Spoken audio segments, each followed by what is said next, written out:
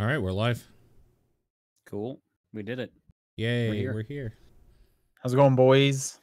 Good. How about you guys? Okay. Not bad. Yeah. How's life in the lockdown states? I wouldn't know because we live in Canada. True. Yep. I hear Calgary's getting bad though. Yeah, kind of. We got was it 150 cases in the province or something like that? That we know of right now, at least. Yeah, probably way more. We're not on official lockdown, but like any public gathering locations are already shut down. Yeah. It'll get more and stay more, safe. I think, as we go. But have people been breaking lockdown here? Like, have people been actually going out here? I know Calgary, I don't know, but I know Vancouver was bad for it. People were like going to the beach and like just going about their normal day lives and like yeah. So down last week when we were doing runs to go to like grocery shopping, we saw people at the park, like tons of people next to each other at the park, like running through just on like the paths and everything. So they were super close together. Weird, man. I've definitely seen a lot of people at the park closer together than I would be okay with. And I've been going to the park to like work out in the field and, you know, go on runs and stuff. I'm not going near anyone, but I've seen people hanging out near each other and it's like, what are you doing? I did also hear in LA, they had to close down parks and beaches because people wouldn't stop hanging out with each other. Yeah. I don't. It's like, what are you doing? Yeah. I understand going out to the park because, like, that's whatever. But, like, why do you have to congregate everywhere you go? It's because people still think this is a hoax. Like, that's the crazy thing about it. Yeah. Ridiculous. Well, I think it's because they don't think they're going to get it because they don't feel sick. Right.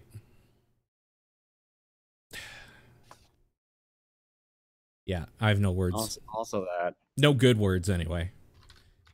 I think we got plenty of bad words. Yeah. But I don't know, like, I was saying, life for me hasn't really changed, frankly, right now. So, like, it doesn't feel that different to me at all. And I'm sure the same was with John, I would assume. Yeah. So it's kind of, like, it's not hard to remember this shit's going on because Twitter, Facebook, literally everything is reminding me that we're about to die at any point, consistently. So I know what's going on, but like it doesn't feel like anything has changed for my lifestyle right now at all. Yeah, and here like we've just been keeping busy. We've been distracted with one of the games we'll be talking about during the intro here.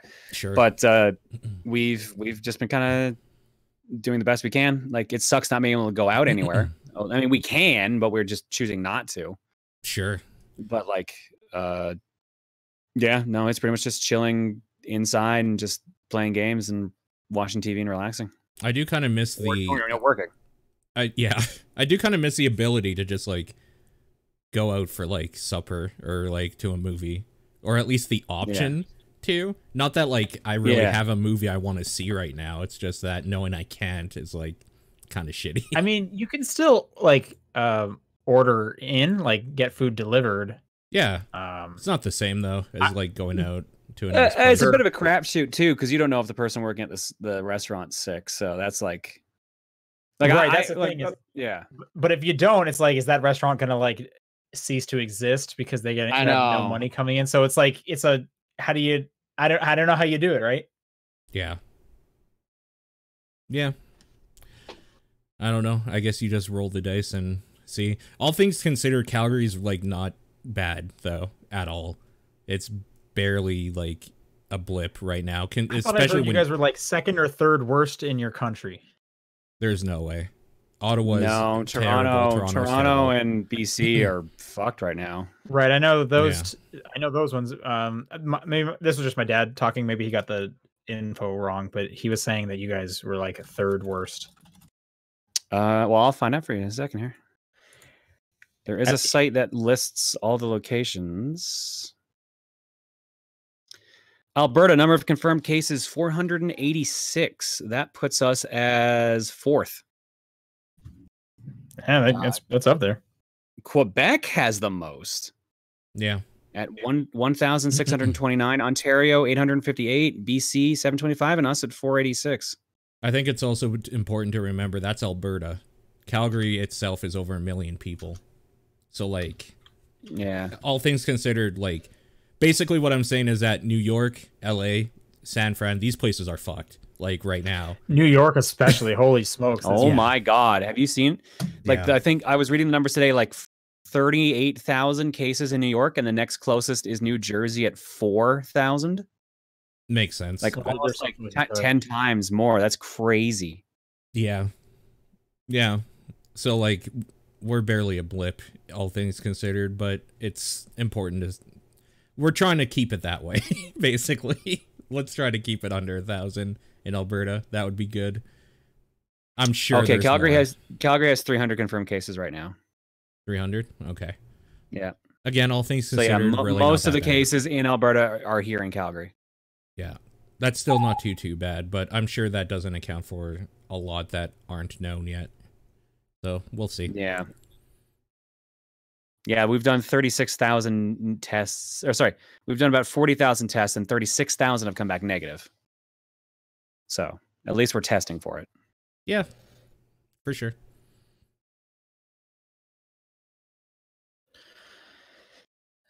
I do miss going to the movies, Paul, like you mentioned. I was trying to make a fun thought experiment. What's the next movie you think you're going to see in a theater? See, I don't know, because I wasn't even watching that much movies. Anyways, that wasn't Marvel. So sure. I don't even remember what the next Marvel movie is supposed to be. I mean, it was going to be...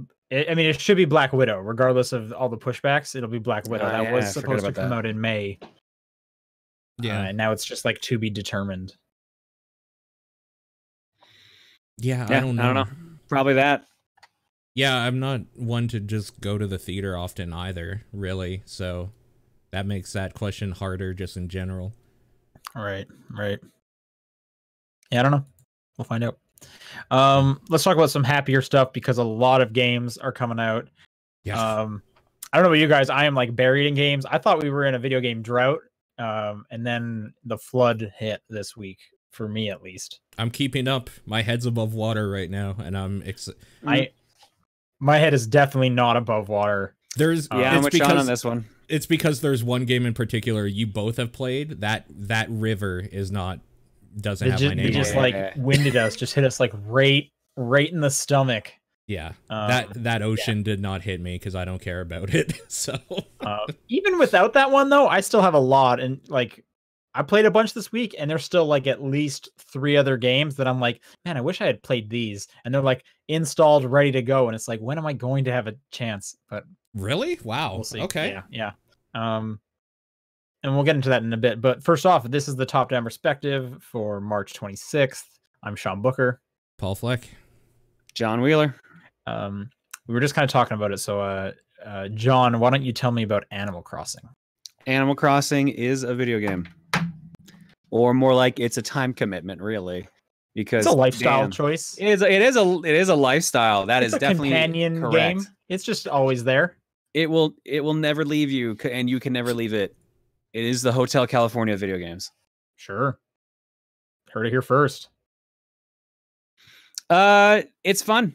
If you like these chill kind of games, it's a bit frustrating at times because the beginning of the game is very, I don't want to say gated. Everything is very time locked, so they only want you to do so much per day, essentially.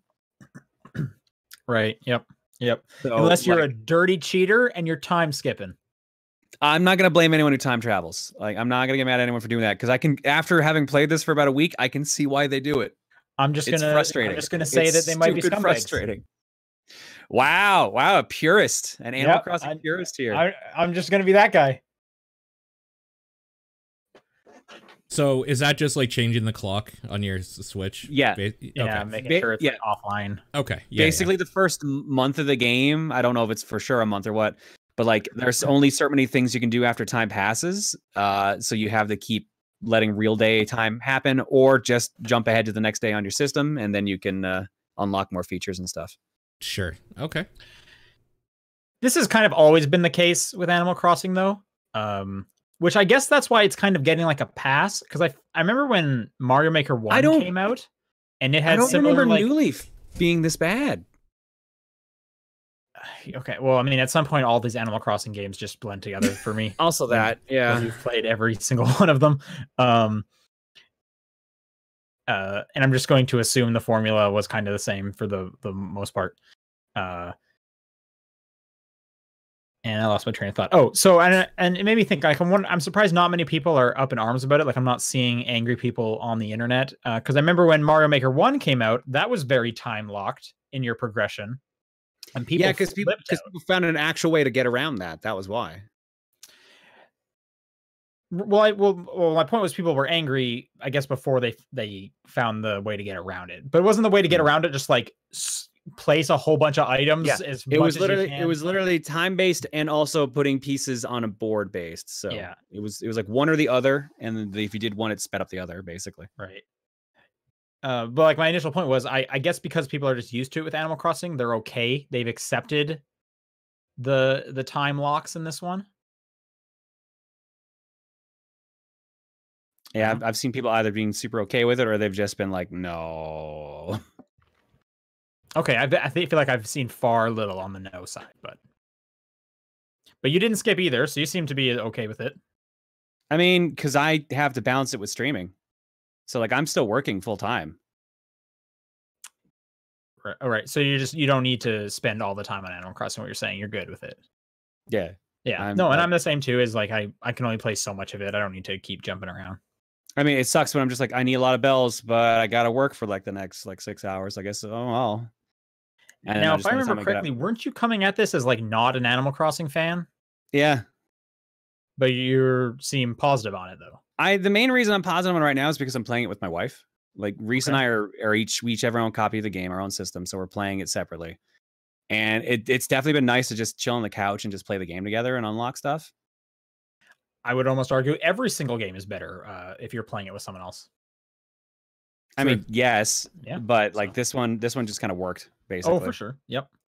I'm doing. I think the other thing is this time I'm part of the zeitgeist. While with like New Leaf, I didn't get into it like till like 4 years later or something like that. Yeah, I could see that. So yeah, like my Twitter much more invested. Is like 70% Animal Crossing, 30% coronavirus. Yeah. My Twitter's fucked. It's 90% Animal Crossing at this point. I've stopped looking at it. Well, I would prefer it to go that way than if the other the ratio switches the other way for sure. No, you're totally right. But in terms of multiplayer, I'm coming at it from the other angle. My girlfriend's playing it a ton. I've never seen her like get this invested into a game. Yeah. Same with Erin. She's been playing it nonstop. However, we only have one Switch. Yeah, so she's the player 2, and I feel so bad for her. Which and like I didn't at the initial first couple days. She could only miss out on about 10% of the stuff I was doing.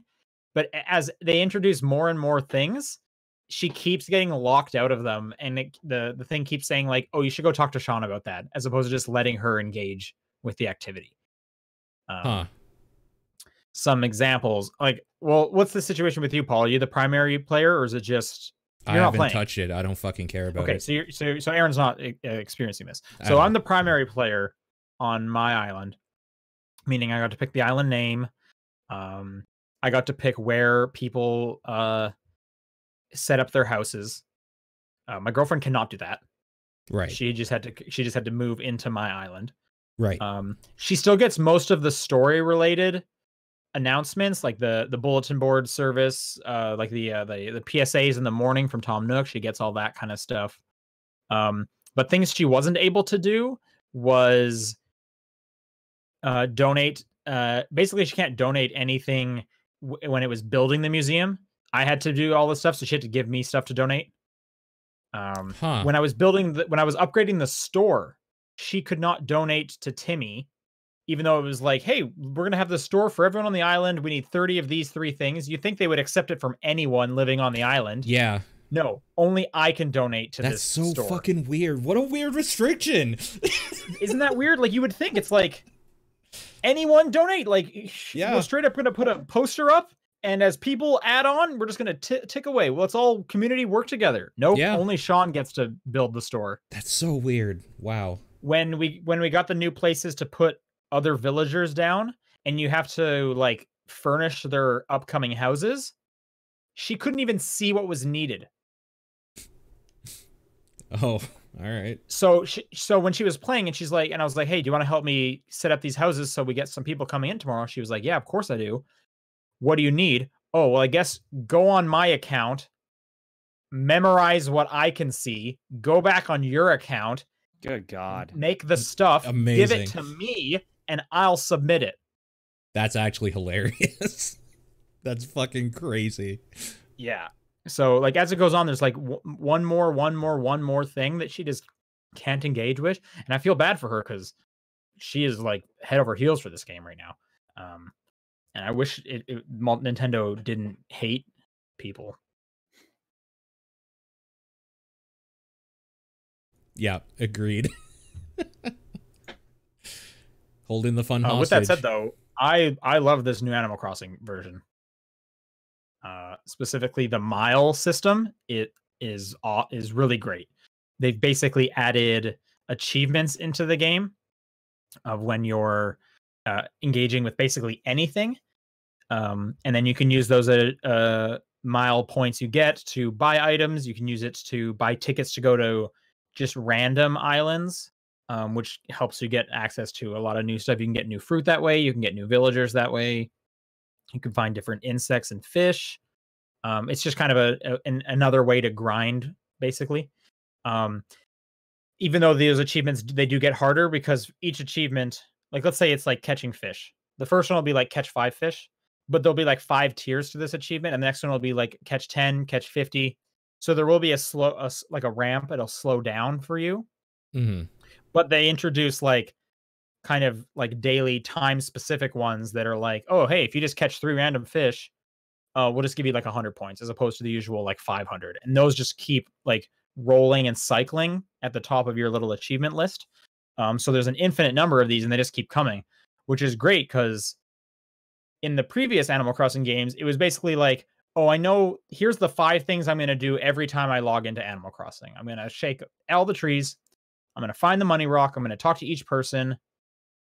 And then it's kind of make my own fun at that point. Sure. Whereas this one, it's like, oh no, I have a checklist to do that never ends, and I am constantly being rewarded. So I think this is a complete game changer for Animal Crossing. That's great to see. I also really like the crafting system. Yeah.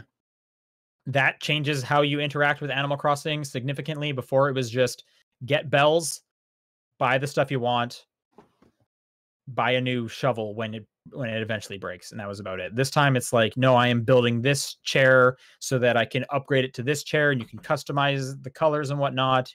I like building your tools. I wish there was an actual indicator of where. Yeah, like when they're about to break, how many more uses do I have? That's been my biggest gripe so far. But the nice thing is when you do go to other islands, they have a tool, they have like a workshop set up for you in case you happen to bring an almost dead axe or whatever. So that was smart on their part. And worst case scenario, they've got someone who will sell you the tools, but obviously it costs the miles. Right, but the miles are really easy to get. And like I said, more useful than the bells. Like, I'm finding myself not really caring about how many bells I have because I only really put bells towards the house upgrade, and then every now and then if there's like a furniture item I want to buy. But for the most part, I'm just focusing on miles because it's just so much more interesting, and you get them in much cooler ways. It does feel like an achievement system. That's basically what it is. And I guess the Animal Crossing's had that in the past, right? But just in a different way. I mean, the closest would be like, fill up the museum. Yeah, the stamp card. There's a stamp card guy in New Leaf, I thought. What was the stamp card?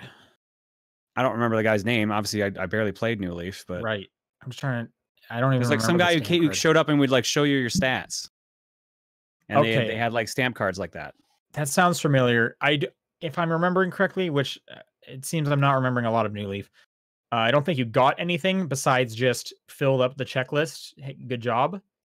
Whereas this one, you're getting a form of currency that you can use towards stuff. Phineas, the chat saying he was like a scout leader. Okay, I believe you. New Leaf was a long time ago, man. Fair. That's fair.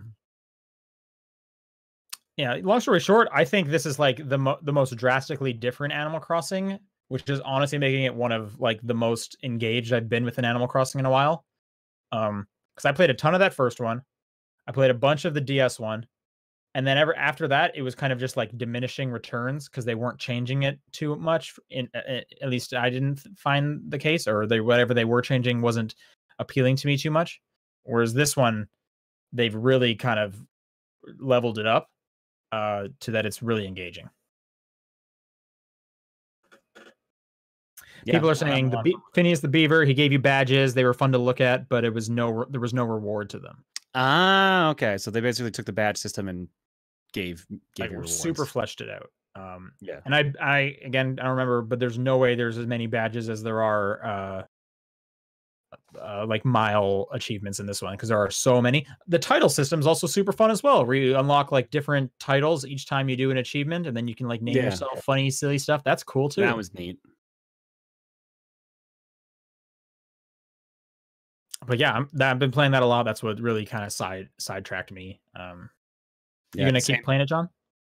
Yeah, at least for the next little while. Like my resident services is closed tomorrow for construction, so tomorrow's probably the day I'm gonna play it the least, honestly.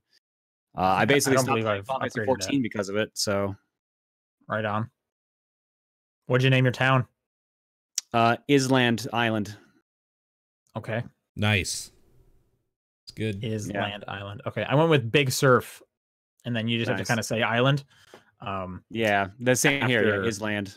Yeah, so I went Big Surf Island after the DLC from Burnout Paradise. Yep. That was pretty good. I liked that quite a bit. And no interest on your part, Paul? Not at all.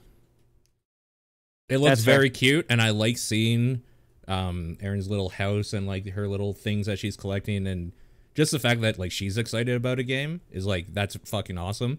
I don't care though, for me at all. Sure.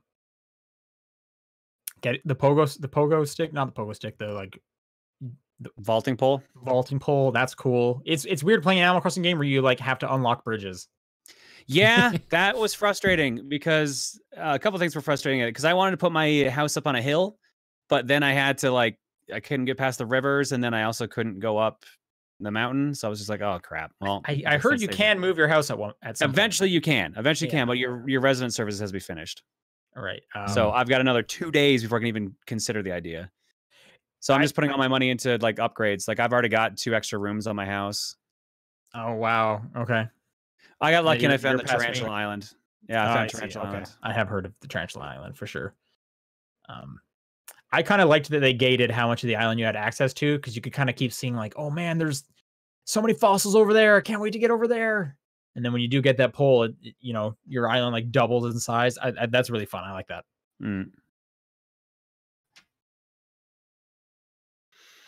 All right. Other than that, I've been playing Voxelgram. That's that Picross 3D game. They added more. It got DLC, and they added like another 30 puzzles and a random generated puzzle mode. Oh, they added the randomizer. Cool. That thing's kind of useless, but meh. It's fun. I'm gonna guess that. I'm guessing that was not, or that was already in the Steam version, rather. Yeah, they added it a while ago. Again, it's kind of meh, but like. Yeah, it kind of is, because it's all just random patterns, basically. Exactly. But I mean, that's it. You want a random puzzle generator. That's what it does. Yep, for sure. Infinite puzzles. So neat for that, but I'm a little bummed out because I'm like, oh, I'm almost done. I can just wrap it up, and then I can just move on to whatever else. And then it's like, here's another 30 puzzles. Like, God damn it. Yeah. Yeah, they've been supporting that thing like kind of crazy. It's neat. I mean, that's really good. I think that's neat in the long run, but it's just like, damn you. Yep. Free me from this eternal hell.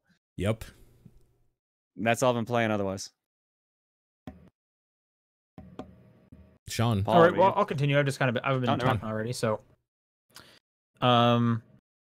I'll leave the one that'll transition into Paul for last. I've been playing Bleeding Edge.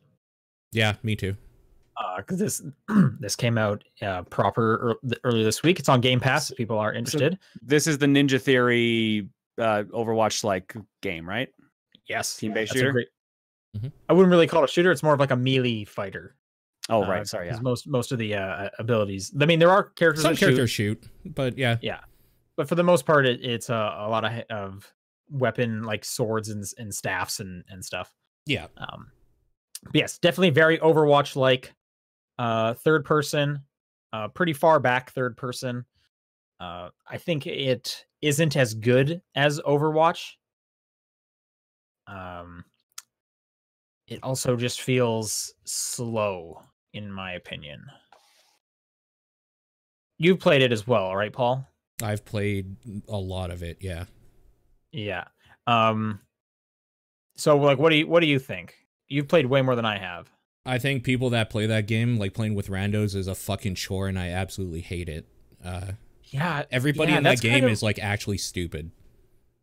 So that's kind of where I've lined up as well. Yeah. So no one plays their class, and nobody plays the objective.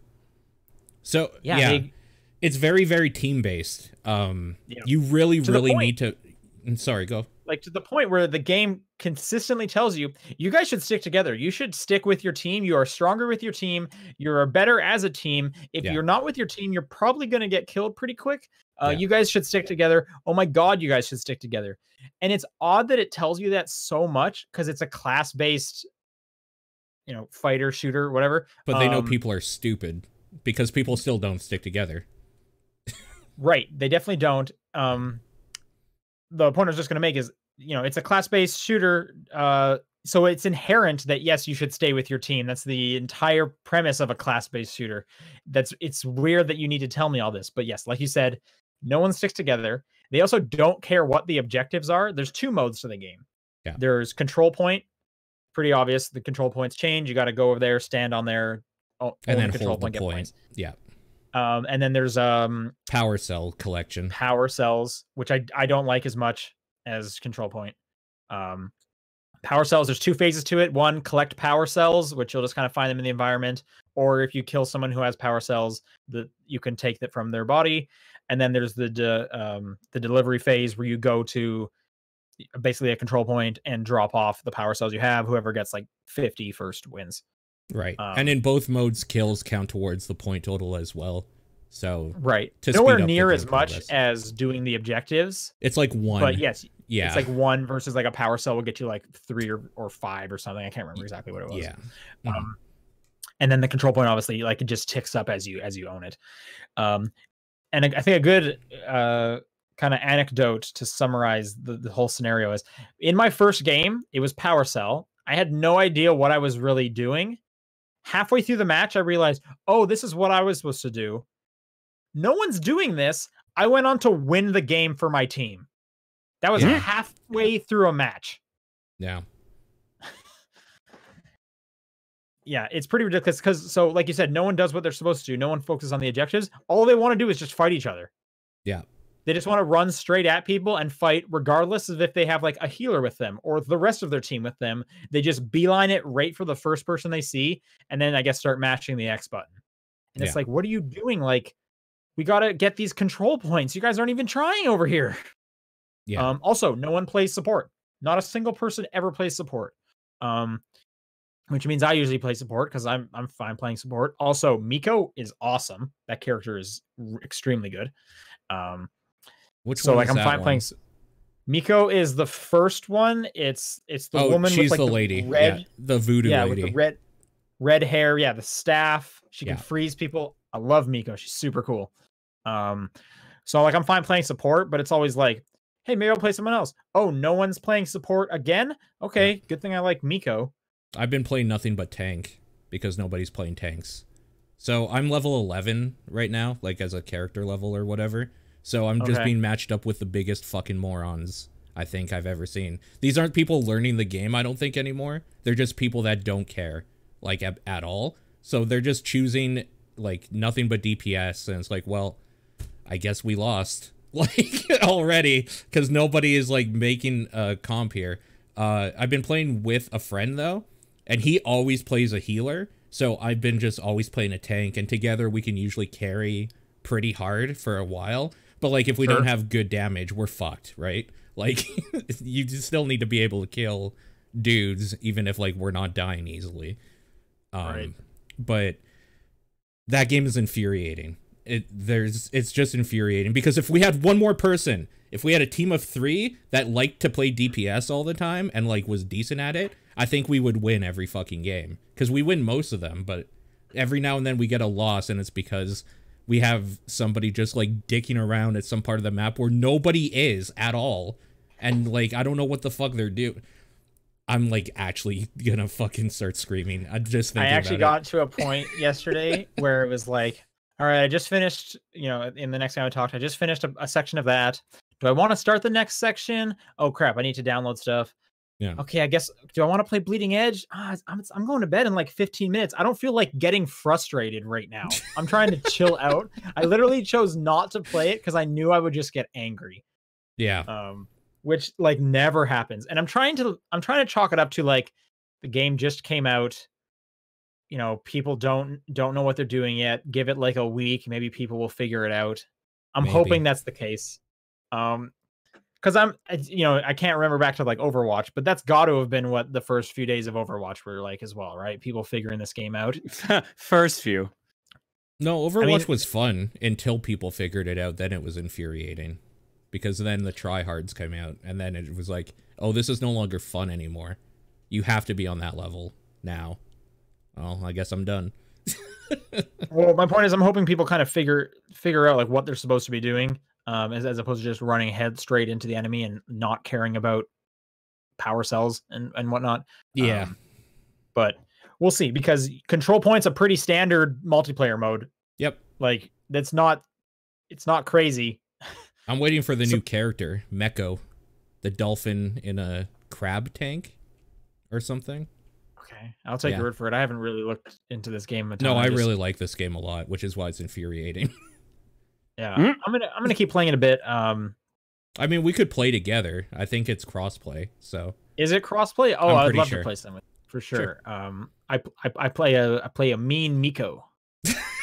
Great. No, she's good because she's like a pretty offensive support class. The thing I was gonna say is it's not as good as Overwatch. This game feels slow to me. That's your probably just speed because feels of the slow. That's probably because of the viewpoint. It does. You're right. But maybe the viewpoint, but even because you have like you have a hoverboard. Everyone gets a hoverboard, which is to get you like back in the action fast. That does not feel fast. I wish that thing was like hauling some ass, because you're on a hoverboard. You should be like, yeah, I'm on a hoverboard, as opposed to it's like, what is going on? Why is this hoverboard going so slow? Like it's like not fun to be on the hoverboard, and it takes forever to get the hoverboard out. So it's almost like, is it worth me standing still for like a solid like 3-second count to get my hoverboard up? Yes. Whereas I could just keep moving. Like I wish the hoverboard was just instant. Like get on that hoverboard and move. Like I want the pace to get picked up a bit. Yeah. That's why it actually plays more like Heroes of the Storm is a better comparison, because like everything about it is basically Heroes of the Storm, but not in an RTS like MOBA format, in a third person. See, I format. didn't have that touchdown, so I couldn't relate to that. I was also wondering, it's like, is my view just kind of skewed because I played a lot of Tracer in Overwatch, absolutely, which is really fast. Yep. Actually, there's a lot of characters that are really fast, like in Overwatch, just in general. But sure, Tracer is definitely, probably the fastest. Maybe Genji is faster. I'm not sure. Yeah, they're both up there for sure. Yeah. We should play some. That sounds fun. I want to like this game is my thing, as I really want to have a good time with it. Sure. I think the game's good. I think it's really good, but it's definitely in the early stages. Like I think if they're able to keep a base, they could build on what they have and make something like really good, but I don't know that it's going to last very long. I also don't think the levels are like super memorable. Yeah, there's only like 4, right? 3 or 4. There's not many. There's the one with the trains that go through the level, one with the train that goes around in circles, and the one that bombs you on control points, which is fucking infuriating too. Yep. I can't think of any others. So there's those three. Oh, and the one where you shoot off from your spawn point into the middle, the Sky Temple or whatever. You have like when you spawn, you have like a thing that shoots you into the main part of the level because you can't go back to your spawn. Isn't that the bomb one? No, that's one with you ring gongs and like fire rings come up. Yeah, I thought that was the same one. No, that's a different one. Okay. Yeah. All right. So yeah, I think there's 4. Not a whole lot of difference there. Not many characters either, honestly. It's just not super like memorable because like I'm just gonna keep relating it to Overwatch, and I played a ton of Overwatch, so it's almost not fair. But like those levels are super memorable to me, and they have like really cool aesthetics and whatnot. These ones just seem a little like boring. But they're meant to just be arenas without any charisma to them, I guess. Yep. Right. All right. Moving on to other stuff I played. I started up season 2 of Telltale's Batman game. That's what you meant by Batman. Okay. Yeah. Playing The Enemy Within. Yeah. I finished episode 1. I'm inside of episode 2. It's really good. They do some really interesting stuff with like the Batman lore and the characters you love and know. First episode is all about Riddler. Okay. Amanda Waller's there. And if you played the first season, you know there's some crazy stuff, like a crazy kind of interpretation of the Joker. He's back. So that's great to see. Cool. I would just say the fight scenes, even though it is just quick time events and you're not obviously not fighting because it's a Telltale game. The action is cool, especially, and I just started the second episode, and you fight Bane, and that was a really cool fight to see. A lot of good like throwbacks to like, oh wait, is he gonna break his back? Oh no, but they know what they're doing. They know what they're doing because he does the pose, right? Yeah. And you're like, oh man. So I'm just playing Batman. It was mostly because out of all the games I was playing this week, I was like, I need something like real story heavy. I just need some story game. I just want to chill back and like kind of take in a story. Because none of the other games on my list have much of a story. So I started that up, and it's a good time. That was on I think that was a Games with Gold thing. So I recommend that first season. This second season seems just as strong. So I'm looking forward to it. Cool. Last game I've been playing is Doom Eternal. Yep. And Paul, you've been playing it as well. I'm done it. I finished it. Holy smokes. Yeah. That's crazy. Well, you take it away. I've been talking a lot. It's good. Mm-hmm. Yeah. I guess you did it. I'll talk negatively about it quickly. It doesn't make the same impact that 2016 had. This definitely feels like the game that like has to escalate a little bit and not just rely on being like a gritty heavy metal shooter, and they do. So I can see there's some people I've been following that like are not into all the things that they've added. I personally am. I like a lot of the stuff they've implemented. I really love the super shotgun. I think it's like one of my favorite things in gaming this year so far. I don't mind the first person like climbing and platforming, jumping stuff too much, even though I think it could do without it. It gets a little long in the tooth in some parts. I actually do kind of like the platforming at the moment. Mainly because I'm getting a little tired of all the combat. There's a lot of combat, nice, like break to it. And I just kind of like searching around and being like, oh, I can see there's a secret there. How would I get there? And then just kind of poking at the environment and being like, oh, if I jump on this. So I kind of like the platforming elements of it. It is first person, so it's inherently kind of just bad platforming. It's worse, yeah. Like I just don't think you can do good first person platforming. Agreed. Unless maybe you're Mirror's Edge. I mean, I didn't like Mirror's Edge, but sure, I see where you're going with it.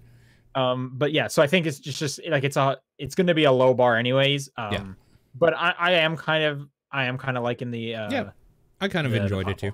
It was a nice way to break up the monotony of killing a lot of dudes for like 20 minutes straight. So yeah, I haven't beaten it. I'm definitely nowhere near close to being beaten it. I hear this game's pretty long. Is it not? 12 hours. It's not that bad. Okay. I'm trying to think. I'm close to fighting the second mage the first mage you just get to kill immediately. Yeah, so he doesn't even count, first, really. Right. So I'm close to the first fight, I guess. Yeah, just like level 3 or something. And I'm finding myself kind of bouncing off of it in a similar way that I bounced off 2016, of which the combat is just kind of like, though it is intricate in itself, it is just kind of combat after combat after combat, and that aspect of it is is a little too monotonous for myself. Sure. And like, you haven't gotten anywhere near where they start really adding the combat yet. So there's also that. They're going to add more stuff, and like, it's going to get rougher. So I don't know. It's also pretty hard, I will say. It's pretty difficult. They give you a lot more tools to like really like deal with it, I will say, which I kind of like. But you're right. It feels like they throw a lot at you this time. A good kind of way I heard someone describe it is, it's almost like they wish you finished Doom 2016 last week and you're just ready for like the next level. That's exactly what it is. So like the ramp up is very fast. You got to kind of know everything real quick. And what's really difficult is the weak points on an enemy. If you don't take those out, you're gonna take a lot of damage really fast. I don't know which enemies you face. Have you faced Marauders yet? They're fucking terrible. Which ones are those? They're guys with shields that you can only hit at a specific time, and you have to be a certain distance. Yeah, have fun. We'll talk about it when you're done with those. Great, yeah. They're brutal. Mainly, it's not even that the fact that they're brutal. It's the fact that they're there with a bunch of other little shitters everywhere throwing stuff at you. That's what's brutal. That's kind of what makes it real hard, is like, even like the first time you come across a weak point, it's this spider one, right? And you have to shoot off the cannon on top of it. Yeah. And it's like, this is a game where it's like, it wants you to be constantly just like sprinting around the stage. Yeah. But then every now and then you have to stop and be like, okay, gonna line up this shot so I can take out that cannon. And it's like, you should never stop moving. So it is hard. I've just been playing on normal. I'm getting pretty close to running out of extra lives. And I have been finding a bunch of them because, like I said, I'm enjoying searching around. Yeah. I think if I get to the point where I've run out of my extra lives, and I have to like replay stuff, I'm going to just knock it down to easy. Okay. Yeah, fair. That's kind of where I'm at. That's fair. I guess for anybody playing and like to you, I'll give you the advice that get whatever it is. I can't remember what it is that like slows down time when you're right clicking. I guess. I don't know. When you're in the air? Yeah. Okay. Yep. That thing will actually help with all those like trying to hit the weak points. Because I wasn't even thinking of using that one. Dude, it's actually the game changer. It's almost necessary. That's Because good to know. every time you're in the air, it just slows down time. It's like, okay, now I can line up this shot properly. And it's not enough time that like it feels overpowered. It's just enough to really like give you the edge. Okay, good to know. I guess I'll unlock that one, sure. Yeah. But that game's really good. I still don't think it's as good as 2016. 2016 just had that punch to it that this game doesn't have. This game throws a lot at you, but it isn't the same. And it's hard to explain. It's like a visceral feeling when you're playing it. Like, this definitely feels more like video gamey, and that was just like a fucking disgusting bloodbath, and I loved it. It was just metal as fuck. This is kind of like, we needed to add more stuff to it because this is the sequel, so we added more stuff to it. And some people have like kind of bounced off of it, honestly, because of it. I still think this game is great, and I really, really like it, but I could definitely see the argument for just being like, no, you guys ruined what you had, or you didn't know what made the first one good. It's more video gamey. Yeah, I do think it is more video gamey. I don't know if I would say which one's better or worse, because I'm just, I'm not the hugest Doom 2016 fan. I did just recently play it, and they just kind of feel pretty similar to me. But again, I'm just not super invested in either of them to kind of make that judgment call. I do like what they added, though. I like the flame belch to get your shields back. Whatever the super punch is, where you can just blow guys up and get like a shockwave. I like that as well. Did you get the super shotgun yet?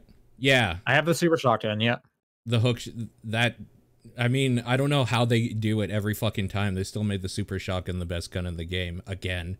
So Yep. It's pretty enjoyable. I every also fucking time.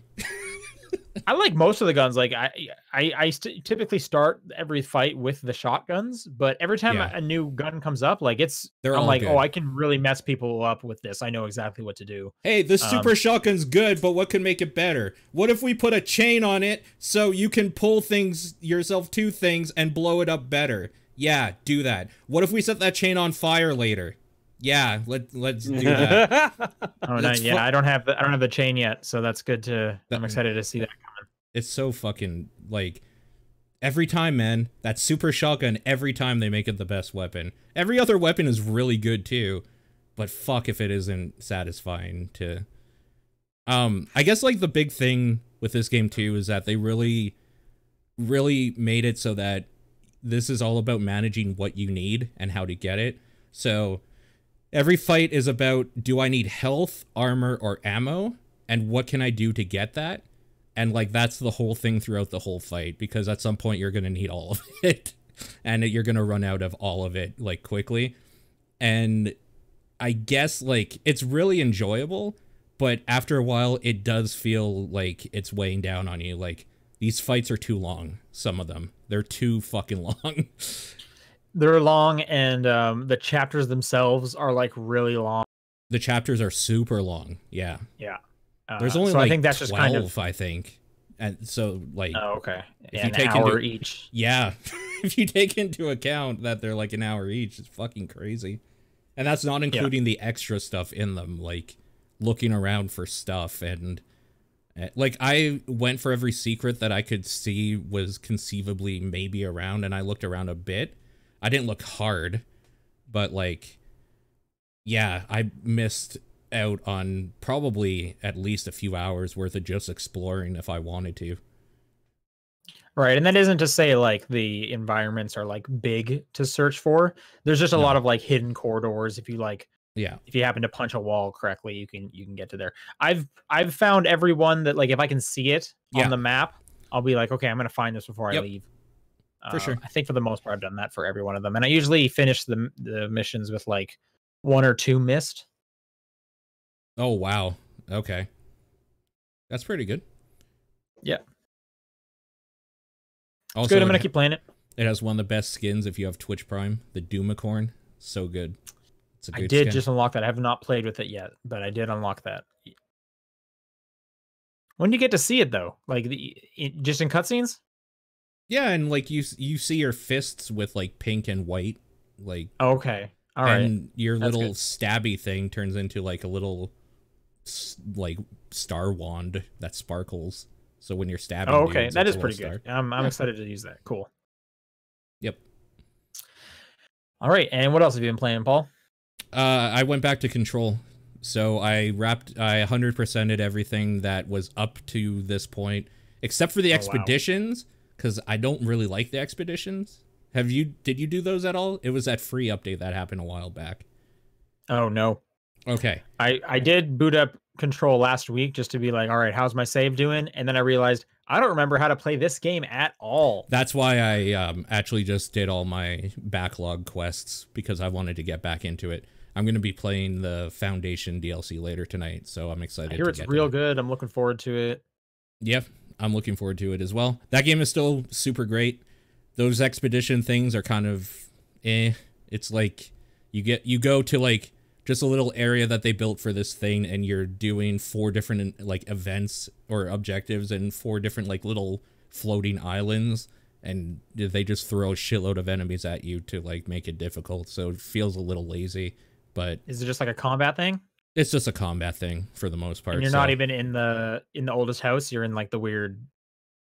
You're like in the quarry or something, or like a weird like alternate dimension thing with just a bunch of rocks. So it's not even cool looking, really. Okay. All right. It sucks. It was free, the free update. So I guess not a whole lot to expect from there, but I'm looking forward to getting to the Foundation. People should still look at Control. That game is still very, very good. Because, you know, there's not enough out right now. Yeah, agreed. I'm curious. That's all I've been playing. I'm curious, what were the other 3 games you were thinking, like, I wish I had time to get to this? Because I thought you hit, like... Control's one of them. Oh, okay. Borderlands has DLC that came out, I think, today. Right, okay. Yes.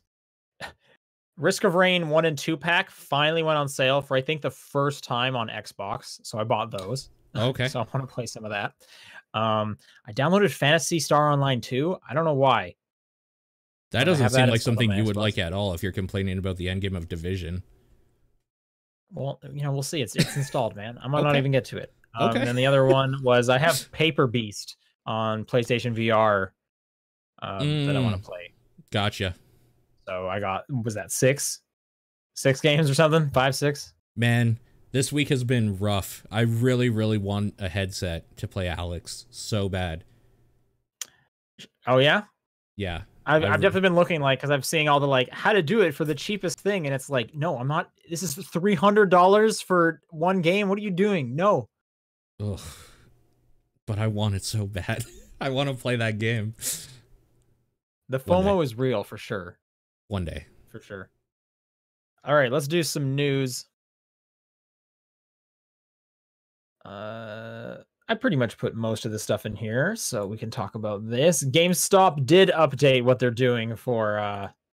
Yeah, because they started losing their business licenses in certain states. They did. Yeah. People definitely cracked down hard on GameStop and was like, what the hell are you doing? John, I think you were right. They just wanted to get past Friday. Yeah. Yep. To get those I'm pretty sure. I haven't got called about any pre-orders I have at EB, so I'm pretty sure they're shut down at this point.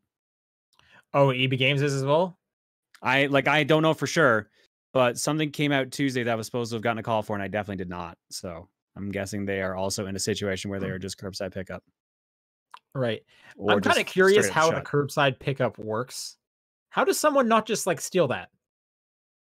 I assume you have to like call when you're there. And then they'll come out 6 feet away. Yeah, you're given like an on the order ground. number basically, because it's all the digital store. Like they used to do store pickup, so it's just that. But it's outside. Yeah, I guess okay. I've been curious. So yeah, they're doing curbside pickup if you order things online and whatnot. Which that must be so weird from like an employee standpoint of just like, I'm gonna sit in this store until I get a phone call. I mean, but that's what my job was for a long paycheck, time. So them, right? Yeah, that's just an office job at that point. Yeah.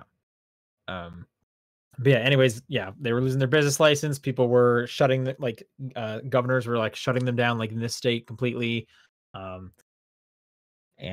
so that's what they're going to be doing for the foreseeable future.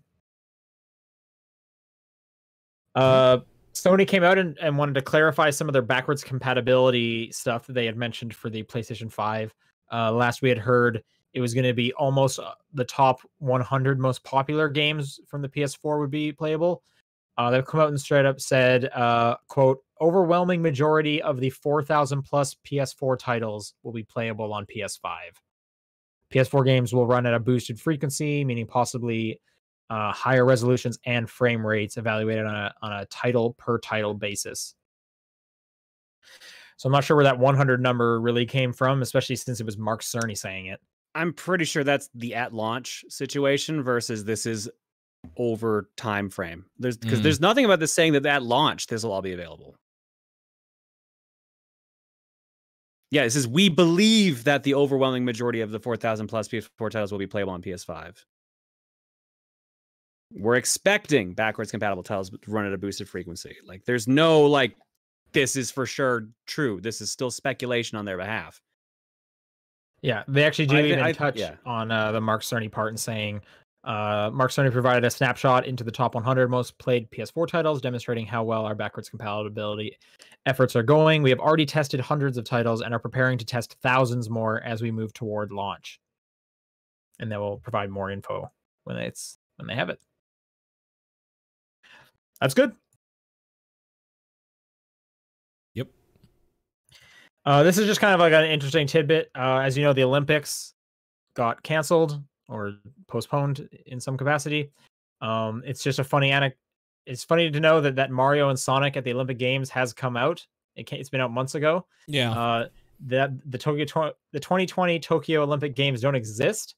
So that game is for an event that will never happen. Yep. That was just a fun thing to kind of realize this week. Now I kind of want a copy of that game because it's like a weird, like relic of a weird era of a different. It's like a weird alternate reality or something. Exactly. Yeah. Exactly. All right. In relation to the virus, Sony has come out, and at least in Europe, they are going to be limiting their internet access on the PlayStation. Specifically, download speeds are going to be slowed. Which is pretty funny because the PlayStation download speeds are already extremely slow. But to help with internet bandwidth, they're going to be bottling their speeds. They said it should not affect like multiplayer gaming. But several companies are doing this. I know YouTube is no longer defaulting to 1080. I think it like defaults at 720. You can switch it up if you want, but they're just trying to limit the bandwidth. Netflix in Europe is also lowering the resolution on their streams so that things don't crash and people have access to the internet. Sure. And I keep hearing stuff about how like Europe's about 2 weeks ahead of us, so I'm just waiting for our internet to start getting throttled. Yep. Epic Games has started publishing games, and they came out with 3 deals that they've already gone through this morning. They are working with Remedy Entertainment, Playdead, I should say Remedy Entertainment, makers of Control, Playdead, Limbo, Inside, and Gen Design, which I don't know what that is. That's Fumito Ueda's new studio, the guy who does the Team Eco stuff. Okay, yes, sorry. I do remember it was the Shadow Colossus dev. That's how they were putting. Yes, yep. I forgot about that. They have a partnership with all 3 of those. All companies are going to retain the IP rights and will be fully funded by Epic. Epic receives 50% of all profits. That's kind of a crazy deal. Yeah, just to kind of add on to that, Sam Lake over at Remedy even out saying, "Hey, we're working on something exciting, something big with Epic Games as our publisher. We have an incredible resource and full creative freedom." So yeah, that is a pretty crazy deal. Epic is just saying like, "Hey, do whatever you want. Here's the money. Yeah. Here's all the money. Also, you own whatever you're creating. We just want that little bit of that's it also back. Pretty crazy. I don't know if they want to get paid back. They said they want to get get reimbursed, so paid back, and then 50% of it, which is a smoking deal for a dev. Oh, for sure. Yeah, pretty crazy that Epic can one do this, and also just like that they're giving such a good deal. Well, but I guess it kind of goes. We know why they can do it. Let's be real. We know why they can do it. Well, the thing is, I mean, they don't have to, right? They could easily go with what totally right. The industry standard is. But as we see time and time again, Epic just keeps making their own standard, which is leaps and bounds better than the industry. We saw that with like the revenue splitting for games on the store and whatnot. So good job, Epic. Once again, way to go. And I'm definitely excited to see what these teams can do with like just a buttload of cash up front. Yep. All right, let's talk about the Nintendo Direct. I did not watch it. I didn't either. John, I hear you did. Maybe you can kind of lead the way through some of the highlights. All right. If you've got a list in order, then that'll work. Here we go. Perfect. Let's start off with the fact that they finally gave Xenoblade Chronicles Definitive Edition a release date, May 29th. Okay. So that'll be in 2 months. They showed off that there's a new epilogue to the game with the area that you couldn't originally access in the Wii and 3DS versions of the game, the Bionis Shoulder. So there's basically something that'll like give closure to the story and probably connect it to Xenoblade 2, if I had to guess. Cool. It looks very nice. They also announced that 2K is bringing a bunch of games over to the Switch on the exact same date, May 29th. That is the BioShock Collection, the Borderlands Legendary Collection, and XCOM 2 Collection. Okay. So basically, yeah, XCOM 2 with all its DLC, Borderlands 1 and 2, I believe, is what's in that one, and BioShock 1, 2, and Infinite. Yo, XCOM 2 though on Switch. Portable It's pretty XCOM dope. 2 is going to be pretty good. That's pretty good. They announced new DLC for Marvel Ultimate Alliance 3. It's Fantastic Four themed, so you're fighting Doctor Doom and you unlock the Fantastic Four as playable characters. Okay. Ring Fit Adventure got new DLC. It is a rhythm game mode where you have to like do specific exercise motions to along to music, and they're Cool. all video game themed music. So it's like songs from Mario Odyssey, Splatoon 2, Wii Fit, etc. They announced that there was a new patch for Animal Crossing New Horizons, which added in the Egg Day event, which is coming up in a couple days, and also fixed that duplicating glitch that people were abusing to get a ridiculous amount of money. Oh. Sure. Yeah. They announced a new Nintendo-made puzzle game available on the eShop today. Good job. It's basically like it looked like a chaotic physics-based kind of game where you had to like get jobs done as fast as possible, including like just ramming through walls in an office building and stuff like that. It looked really like YouTube baity, but it also looked kind of fun. I think I heard Nintendo was just the publisher. Are they publisher? This article says it's Nintendo made. Yeah, so that's what I'm sure. double checking. Previously I heard it was they were the publisher. Well, while you're looking that up, they have also sort of announced their next Smash Brothers DLC character. They have announced that the next character is from the game ARMS, but they didn't say who. Oh. They're going to be revealing the that main guy, right? No, Springman's already in as an assist trophy. Oh, okay. Probably the one with the arms. Yeah, that narrows it down. Technically, it does because that negates one person. What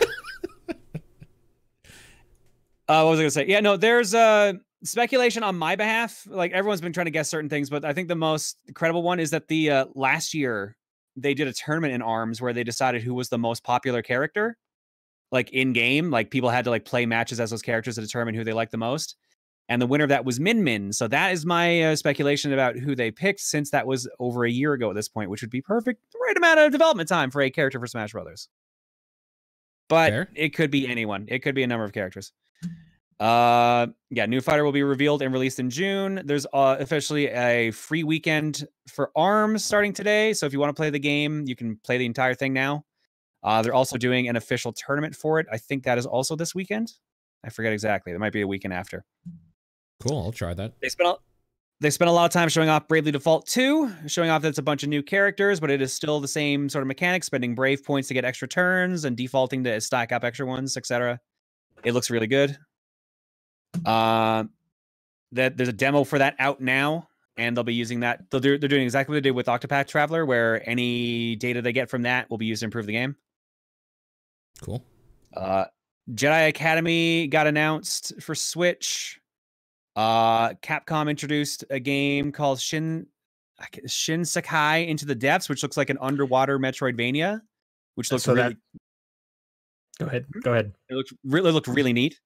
So that is an Apple Arcade launch title. I hear it's terrible. Oh, never mind. Well, that's a bummer. I'm glad you said that because I had it on my wish list. I mean, I don't want to discourage you. I just never heard a single good thing about the Apple Arcade. Speaking of Apple Arcade, Panzer Dragoon remake dropped today. That was also on Apple Arcade.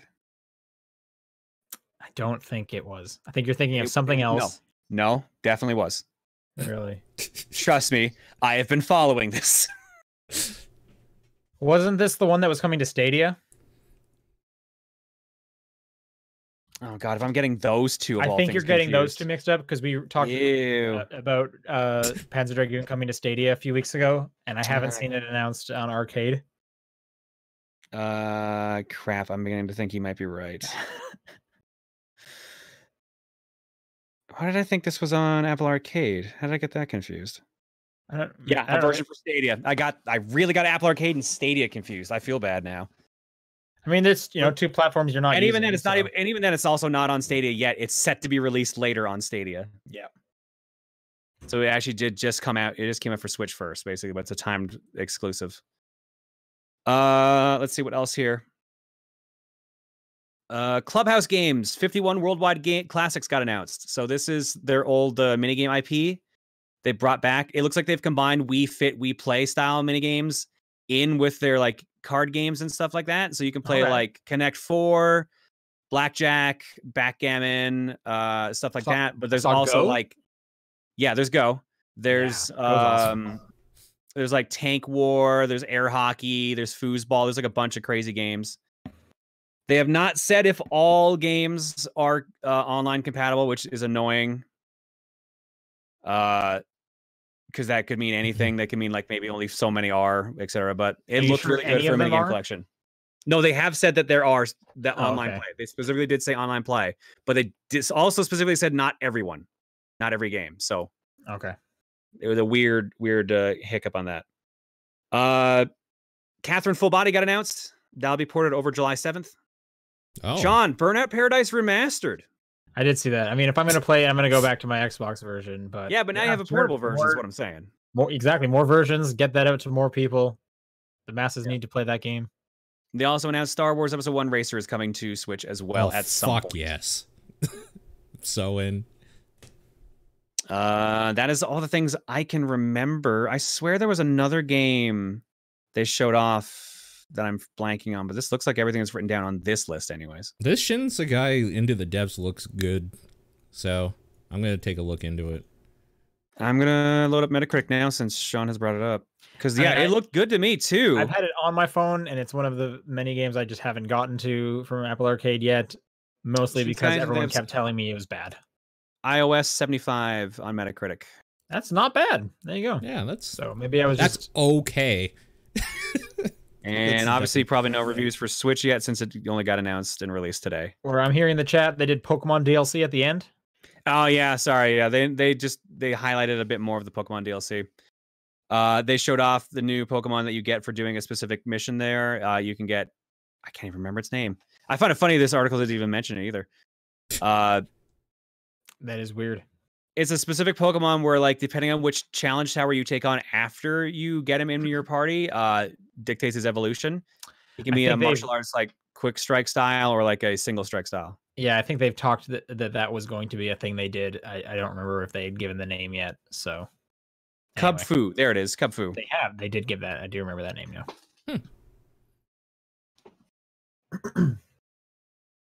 I will play that DLC when it comes out. Yeah, that's all I can see there.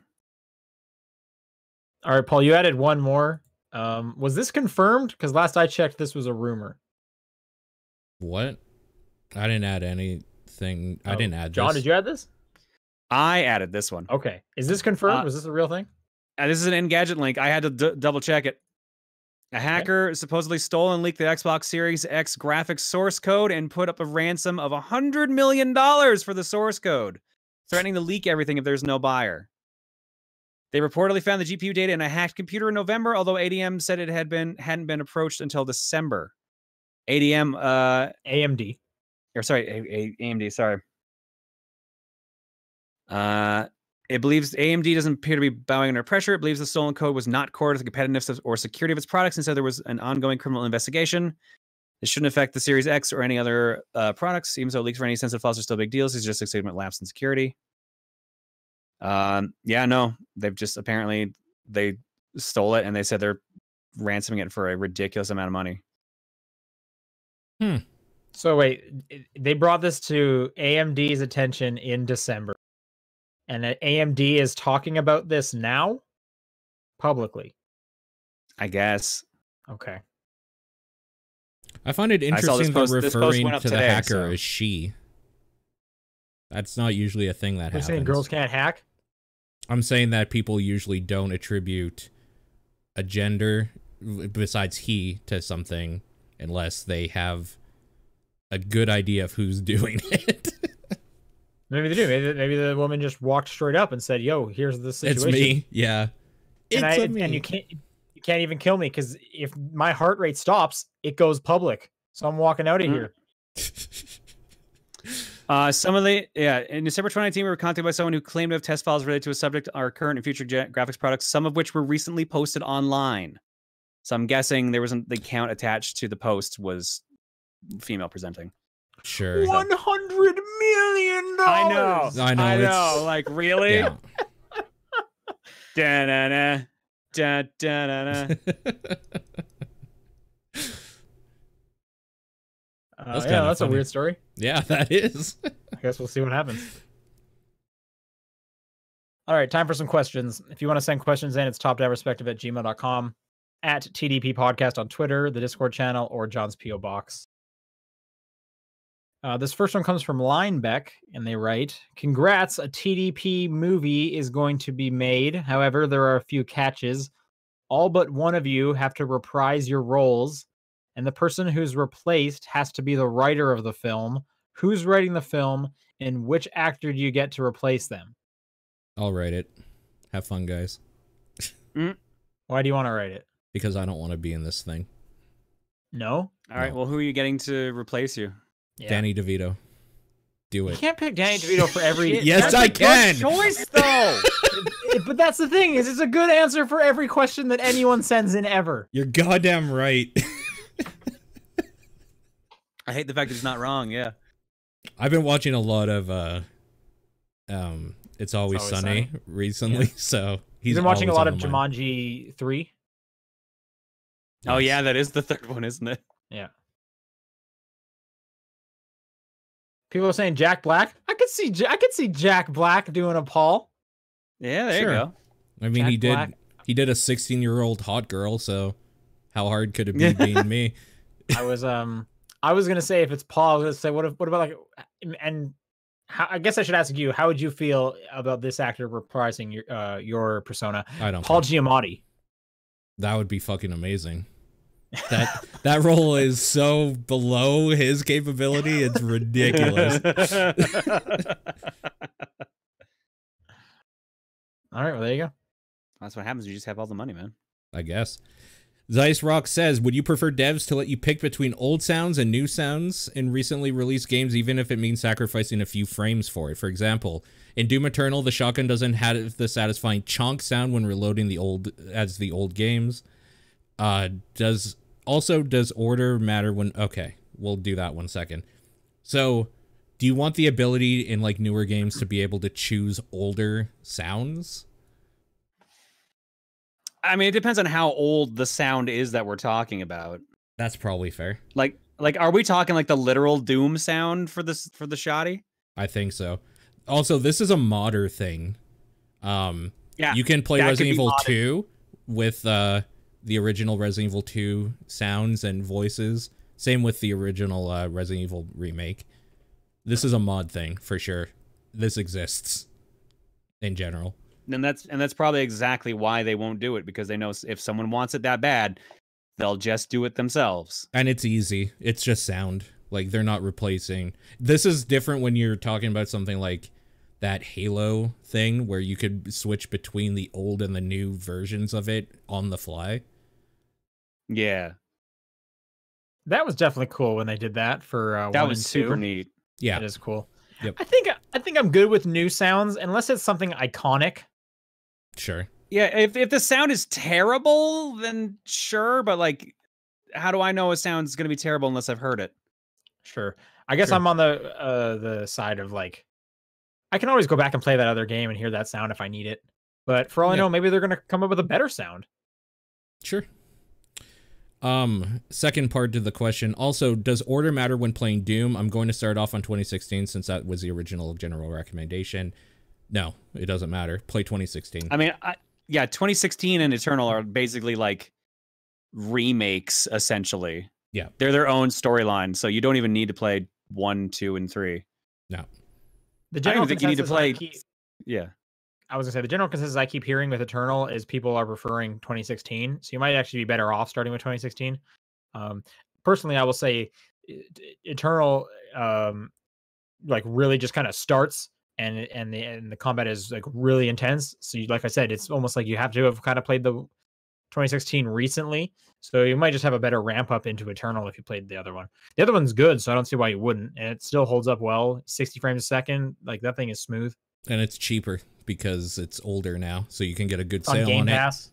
Yeah, like definitely 2016. If you really, really want like the archival thing, go back and play those old ones, but just know that they're old Well, I and they think play that way. Their question is start with 2016 or start with Eternal. Yeah, don't start with Eternal. Eternal's the ramp up. 2016 is like the main course, I think. you should do first. Yeah, it's like doing Doom and then doing like an expansion pack. It kind of feels that way, yeah. All right. Next up from Suku. If you had to do a challenge to beat every single North American release of a single console on Twitch, which system would you choose? For the sake of this argument, nothing with fewer than 100 games. So no Ouya. Well, I was going to say Virtual Boy, so you got me there.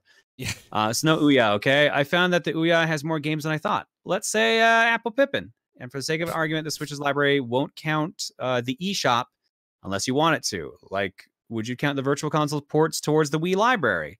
I guess I should ask too, what counts as a console's library? Yeah, this is a heavy question. Holy shit, there's a lot here. Okay. Yeah, let's take it one at a time. If you had to choose a system to finish on, you had to beat every game, North American release, what would you pick? And it has to be over 100 games on the system. The shortest system I can think of that has got that amount of games is probably Sega CD. Okay. That's at about 150, I think, for North America. I need to double check this. From like an enjoyment standpoint, like I could pick like my Xbox One. There's like a lot of really good games on there.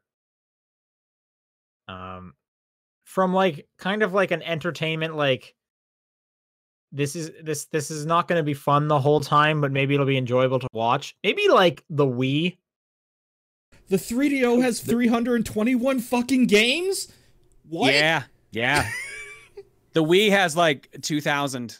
Right. I guess I picked the Wii just because there's some absolute trash in there. So it's kind of fun to be like, all right, guys, here we go. We're playing Carnival Games 8. This time it's Europe edition. Let's go. Yeah, the Sega CD has 210 games total, but 57 of those were only in Japan, so that would put you at about 160-ish. Or 5 were also only released in Europe, so it'd be 150 something. I guess having to beat it would be the hard part. Yeah. So like I'm gonna say anything CD based and longer has the potential to be just a stupidly long game, and that can just drag things out. So that's just being careful. I'm just trying to think. I'm just looking at my collection, being like, all right, you know what? How many on the NES? A lot. 700. That's a lot. Yeah. Remember, Mexican Runner literally made a big deal out of doing that, like setting a world record, and that took him a year. Yeah. That just proved it can be done, though, at least. Where the other ones, I don't know, man. How many are on the Wii U? That's got to be pretty small, right? Wii U's library is bigger than most people realize. I'm looking it up, though. 772 games I have. Oh, geez. From Googling. Yeah, wow. But that's counting digital. Oh, okay. Probably, yeah. I don't think there's a good answer. Like, it's all this is going to be rough no matter what. You're going to have to pick something old and obscure. There's no way. If you want a low number, you have to go old and obscure. How many games are on the Wonder Swan? I think less than 100. No way, really? Less than 100 just seems like such a small number. 103. Never mind. Oh, that might be the perfect choice. I think that's the winner. I don't know about getting closer than that. The only thing that's going to suck is you're going to do a lot of RPGs that are definitely not translated because that was a Japanese exclusive console. Sure. Yeah, that's true. Again, anything is like having to beat it is going to be rough. Also, doesn't John have an almost complete collection of North American N64 games? I am done. I have all the North American N64 games. That's like 297. It's basically almost 300. What is an Apple Pippin? That is the system that Bandai and Apple try to make. It's an actual Apple home console. Wait, it came out right before. Sorry, go on. I'm sorry. It came out right before the Dreamcast, basically. The Wonder Swan wasn't released outside of Japan. That doesn't count. No. This literally says NA release. Oh shit, you're right. Well then, yeah, Wonder Swan doesn't work then. What about something like the Game Boy? since like they didn't. I bet it There's has a a lot. lot, Game but- Boy has 1,000, and that's just regular, not to count in color. but they're all short because they can't fit a lot on those cartridges. Yeah, but There's they made up with that RPGs with on the Game Boy. I difficulty. played plenty of RPGs on the They made Game up with that with difficulty. I'm sticking with Sega CD. Honestly, I would probably just go like PlayStation or PlayStation 2 because if I'm gonna do this shit, I want to have fun. I don't care how long it's gonna Stuck doing take. it for so fucking long. Like there's over 1,000 PS1 games and over 2,000 PS2 games. Okay, so I googled the Apple Pippin, and when I went to its Wikipedia page, and it has a successor. The successor to the Apple Pippin is apparently Apple Arcade. It came out last year. Yeah, that's how bad the Pippin did. That's Before that, funny. it was the predecessor was the Playdia. The Playdia had a Dragon Ball Z game. God damn it! The Neo Geo Pocket was too little. There's not over 100 Yeah. games. I'm telling you, dude. Like you're not gonna find it. Maybe the Jaguar.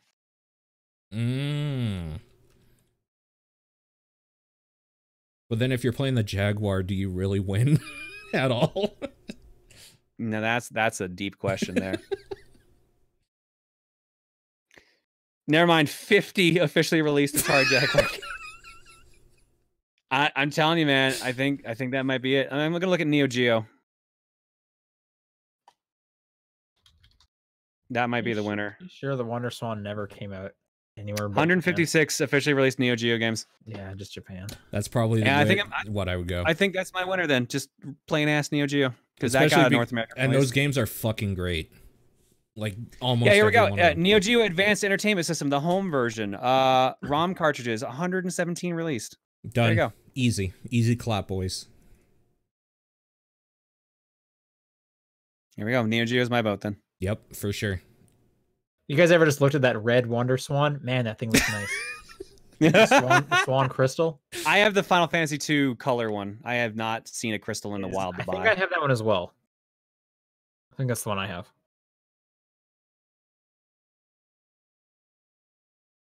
All right, there was a second part to this question, right? Oh shit, you're right. Sorry, I got distracted is? because of all the searching I was doing. Oh yeah, would you count the Virtual Console ports towards the Wii library, for No. example, or would you count like the Switch's Virtual Consoles, etc.? I think you do. I feel like if you count that, you have to count all the downloadable games. Yeah, I think you do. All the I download. think if you can play it on that system without hacking it, it's part of that system's library. I think my logic is disagree. any game. I think all systems since like the Wii era onwards have two different libraries. They have the physical library and they have the digital library. I think those are like significant differences because there are a bunch of games that are digital only, and if you combine both those libraries together, they're much bigger. I mean, I think you can definitely say that if you want to get like specific about it, but I still think if you're Also, saying, I don't want to have to beat double the amount of games if I'm doing this project. I'm just saying if Yeah. you're gonna say like the Switch's library of games, it is anything a Switch can play without you hacking it in some way. So I that think means a that's- DS has all of the Game Boy Advance library as well. The 3DS has all of the DS library. That's a good point because I would say no. I would just because I want to say those are Game Boy games, right? But they're But played now you on see the why we're con- drawing yeah. this line specifically now. Let's just For say some it's reason- easy I don't and know, say I don't no. know. I that one for some reason I'm not okay with doing that one, but it being on the Switch, I'm okay. How with about that. we say if you're doing that, you have to choose one or the two. Like they obviously have both on the library, but you have to choose one or the two, or one or the other rather. For what? If you have to choose it for what? For this idea of clearing them all on stream. Oh, okay. Well, The actual question. are you trying to do one of these and you just need to be okay? No, because I'm not fucking You crazy. just need to be okay. Please God, don't make me no. play 1,000 like I games. said, if I was gonna do it, it'd be the Virtual Boy because there's like 14. Like that's a reasonable number. I think it's really cool that the Mexican Runner got like a world record for beating all the North American NES games, but that's like 700 games.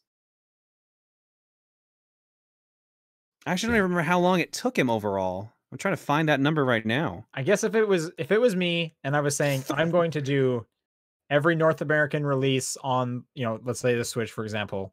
Yep. I think that has to be everything on the North American eShop, everything physical North American, blah, blah, blah. Otherwise, if I do say I'm going to do all the physical North American release, then it could just be all physical. But if it's just, this is the library, then it has to be everything. That's just how I would classify it. To beat every North American released NES game, it took the Mexican runner, I lost a hero, 3,435 hours, 12 minutes, and 24 seconds of playtime for 714 titles. By comparison, I have streamed since 2012, if this is accurate, 3,084 hours on Twitch. So the amount of time it would take to beat every NES game is the equivalent to me streaming for 8 years. Well, get started, man. No! 8 years from now, 2028. He didn't get nearly the amount of recognition he should have for that, to be honest, either. 8 more years. Well, because someone else was doing it at the same time. So, like, that's what he rushed through things. He was going slow with it, and then he realized he had to cut corners. Because he was doing it without getting help from the audience and stuff like that. Yeah. And then he started cutting corners, like, all right, this has to be like what we consider the end of the game. I need help with this, etc. Yeah. Like he had, if he wanted the world record, he had to do it. Yeah. I think it's my turn. In the past week, 2 amazing cosmetic items were Doomicorn and the pizza head for Mosey. I think it's Mosey. In Siege. What are your favorite dumb cosmetic items in games? Yo, Doomicorn is very good. Doomicorn's good. Did you see the Doomicorn Mosey and one? Doot is also pretty good. Mm. Well, when did you say, Sean? I was gonna say, did you guys see the Mosey one? That was pretty silly. Mm-hmm. Yep. Okay. Yep. It's very good as well. Other dumb cosmetic items. I really, really like the original polygon for Resident Evil 2. Mario. For Leon and Claire. The remake, yeah. That's really good. I was gonna say the Mario 64 skin for Mario Odyssey. Also good, yep. but that's not DLC, right? Anytime they do like a throwback like that, it's not DLC. Good. No, you can buy that. Any dumb cosmetic. I mean, I just finished Metal Gear Rising: Revengeance this week on stream, and the musician outfit, the sombrero and the poncho is one of my favorite outfits now for any character. Newfield brings up a good point. Anything in Dead Rising, Dead Rising does some really good cosmetic shit. All of it, yeah. I like the holiday ones that you would see in like Overwatch, and the ones that come into mind specifically are like Apex. They had a pretty good series of Halloween ones where like Gibraltar was just a big. Oh no, sorry, the Christmas ones. Gibraltar was like a big polar bear, or they were dressed up as like Santa Claus. Yeah. I always enjoy those quite a bit. Yeah, Halloween themed stuff I really like a lot. Yep. I'm excited to use that Doomicorn though. The Doomicorn one's really good, for sure. Okay, final question. What games put you in a trance where you can play for hours, but think not that much time has gone by? I'm assuming he's saying this because Animal Crossing came out. Yeah, I was gonna say Animal Crossing. This is from VGC Kenny, by the way. This is from VGC Kenny. I don't know if I said the last. I don't know if I said the last question was from Hebrew Lantern. By the way, I think I missed that as well. Animal Crossing for sure. Most rhythm games. Picross games, so puzzle games. Picross for sure. Yep. Picross recently it has been doing that for me when I'm in the puzzle. I'll also say at this point, I only really play Apex with my buddy. But that might just be because we're shooting the shit and chatting the whole time, but time flies by when I'm just like doing like the same kind of loop in Apex. Yep. For sure. Anything with an MMO type grind to it. Division 2 is the recent thing where like I've easily put in 8 hours of that straight and just like didn't realize, because I usually am doing something else on my other monitor while playing. World of Warcraft was real bad for that. Like literal days would go by with basically not realizing. All right. That's going to do it for questions this week. If you want to send in questions for next week, it's topdownperspective@gmail.com, at TDP Podcast on Twitter, the Discord channel, or John's P.O. Box. What's your game of the week? Animal Crossing. Doom. I'm going to give it to Animal Crossing. All right. If you're a Patreon backer on the right level, stay tuned. We're going to be going live with our Murder by Numbers episode after this. Otherwise, wait for the archive. That'll be up sometime tomorrow. And also tonight is the last night you can vote for next month's poll. So if you are a Patreon backer, go vote on what you would like us to play through April. Otherwise, we'll see you guys next week. Bye. Bye, everybody.